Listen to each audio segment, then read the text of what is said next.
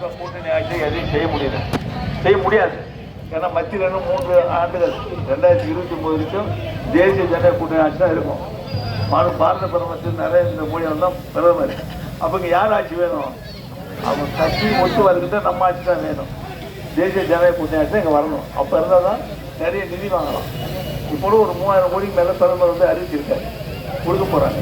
அதனால் நிறைய வேணும் வந்து செய்ய போகிறோம். அப்போது வேறு ஆட்சி வந்து என்ன பண்ணுவாங்க? பணம் வராது, அவ்வளோதான்.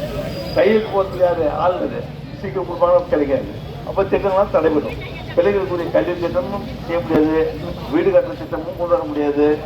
நம்ம உதவி கூட உயர்த்தி கொடுத்துருக்கோம். ஆனால் நம்ம வந்த பிறகு எவ்வளோ உயர்த்தி கொடுத்துருக்கோம்? 1000 ரூபா உயர்த்தி. அரிசி போட்டோமா இல்லையா? கோதுமை போட்டோமா இல்லையா? குடும்ப தலைவிக்கு எந்த உதவி தராத குடும்ப தலைவிக்கு 2000 ரூபா கொடுத்துருக்கோம். இப்போ 2 மாதம் சேர்த்து 5000 ரூபா போட்டோம். பொங்கலுக்கு 3000 ரூபாய் பரிசு, 750 ரூபாய்க்கு பொருள் பொங்கல் பொருட்கள்.